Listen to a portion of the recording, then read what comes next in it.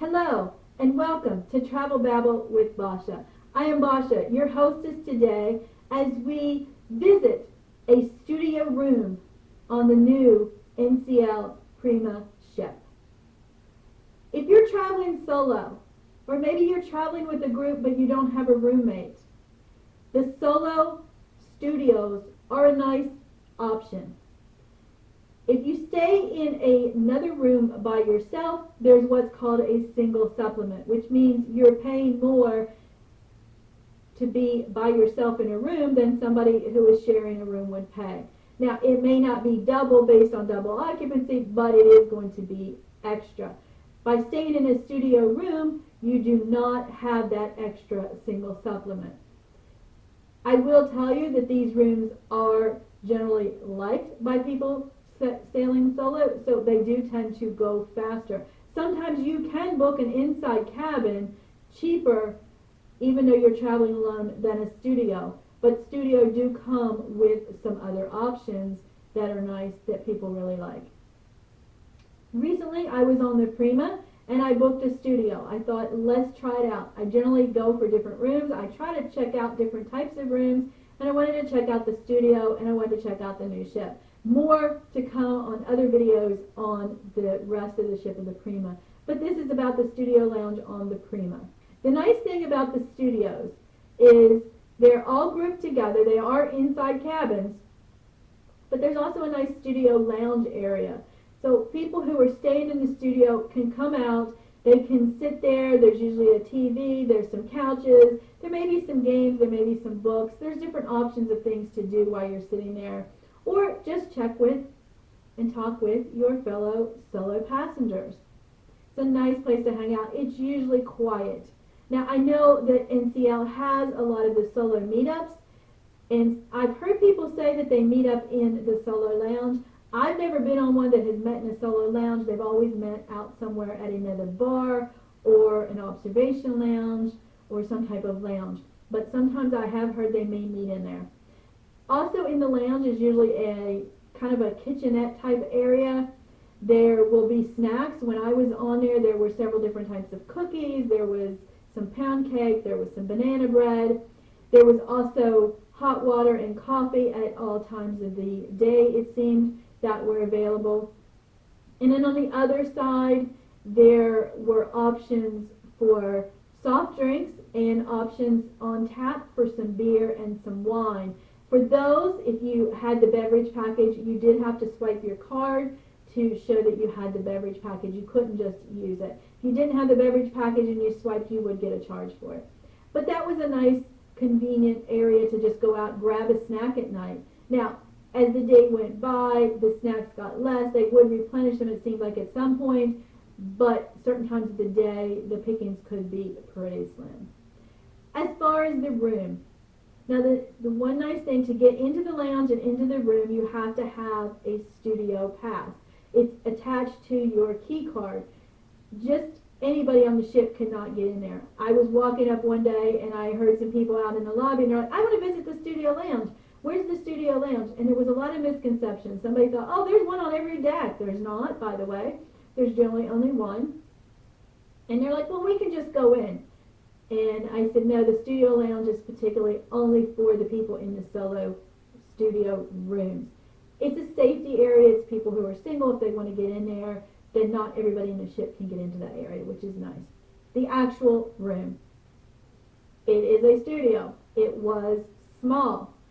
For me, having just come from being in a balcony veranda room on another ship, another cruise line, it seemed small. However, it was nice, and I really enjoyed it.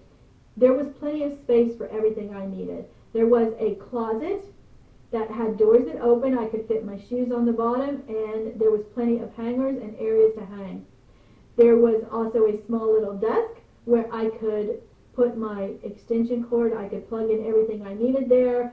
I could keep my dailies, I could keep anything that I needed handy right there. There was a stack of shelves, and I figured out what I needed on each shelf and I put it there. Now the top shelf for me was a waste. I couldn't reach up there. I wasn't going to put anything up there because I knew I'd forget it because I wouldn't be able to see. The only thing I put up there was some of the booklets and pamphlets that they had left in the room about safety and security. I put those up there so they were out of my way.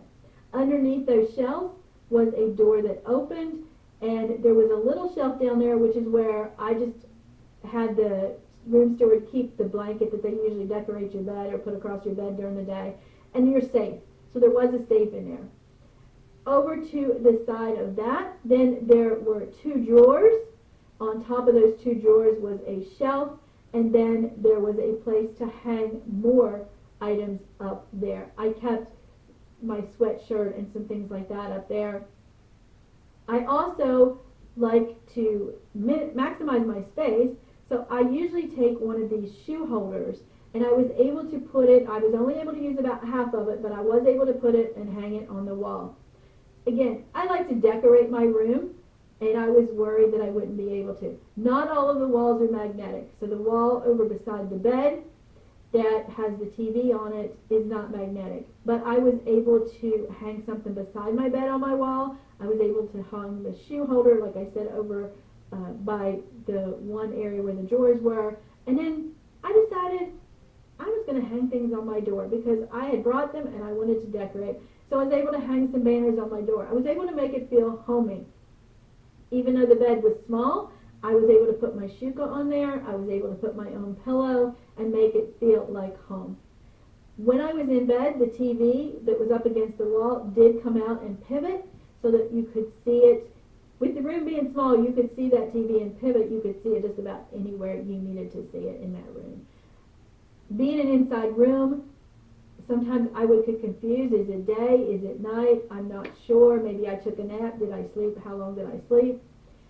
I would keep the TV on the station that had the bridge cam, which was very nice because then I could just look up. If I could see something, it was probably daylight. If it was dark, it was probably night. So I used that as my window to the outside. The bathroom. It was a step up into the bathroom, which is pretty typical for most cruise ships' bathrooms. And it was small, but there was plenty of space for one person. There was the toilet on the one side. Straight ahead was the sink. And there were plenty of shelves up to the top, at least for me. Now, the bathroom was glass. Again, this is for you. You're not supposed to be sharing with somebody. So having the glass, it wasn't like there was anybody else in there. Now, I know sometimes people will have somebody come visit them. They would have to feel comfortable with each other. There was another lady in the area that had some people come in that she was showing, and somebody had to use the bathroom, so they all left her studio and went and sat in the lounge because there's no privacy in the bathroom in the actual studio room.